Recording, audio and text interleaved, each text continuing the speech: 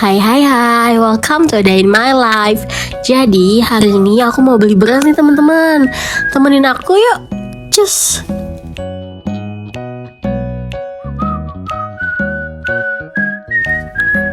Sembari nunggu, aku jadi kepikiran nih, kok harga beras akhir-akhir ini naik banget ya.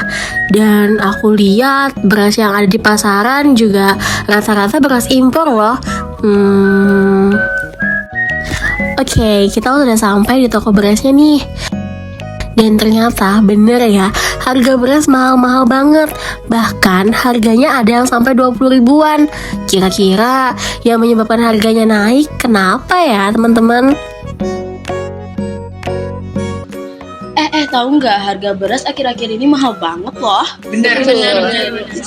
Kira-kira kenapa ya? Kalau dilihat-lihat dari berita sih ada kegagalan panen yang menyebabkan harga naik loh.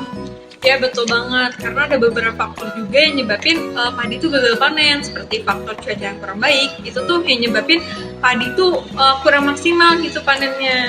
Selain faktor cuaca tadi, penyebab harga beras naik disebabkan karena oknum-oknum nakal atau tengkulak yang sering meresahkan petani. Oknum tersebut membeli beras dengan harga yang rendah, lalu menjualnya dengan harga yang tidak masuk akal. Ikut sedih sih dengarnya, karena beberapa faktor tadi yang menyebabkan harga naik, terus menyiasatinya dengan impor beras gitu ya. Ya sebenarnya sangat disayangkan ya, padahal Indonesia kayak produsen terbesar gitu produsen terbesar beras gitu di dunia. Jadi kayak sayang banget harus impor beras dari negara lain. Setuju, apalagi harga impor beras lebih murah dengan kualitas yang bagus dibandingkan dengan beras yang ada. Untuk kualitas, kenapa bisa kalah saing dengan beras impor? Karena SDM para petani yang kurang memadai ditambah dengan kondisi cuaca yang seperti disebut tadi bisa menjadi penyebab kenapa kualitas beras yang dihasilkan bisa menurun.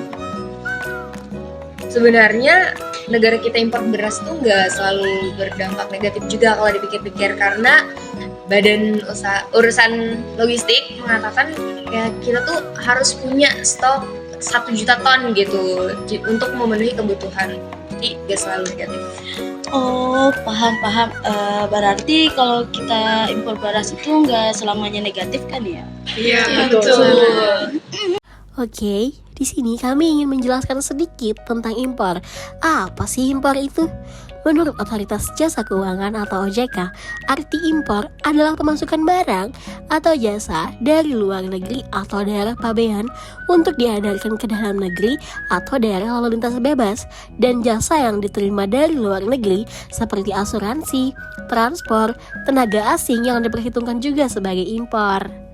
Sedangkan transaksi impor adalah dagangan yang dilakukan dengan cara memasukkan barang-barang dari luar negeri menuju daerah Indonesia dan tentunya mematuhi ketentuan peraturan perundang-undangan Indonesia. Impor ada 5 jenis, yaitu impor untuk dipakai, impor sementara, impor angkut lanjut atau terus, impor untuk ditimbun, dan impor reekspor. Memiliki beberapa tujuan, diantaranya yaitu untuk memenuhi kebutuhan dalam negeri, meningkatkan neraca pembayaran, dan mengurangi adanya devisa keluar pada negara lain.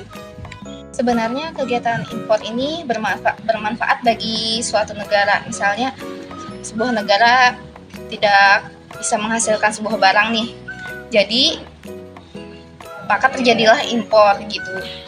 Sebenarnya secara tidak langsung kegiatan impor ini mendukung untuk stabilitas sebuah negara.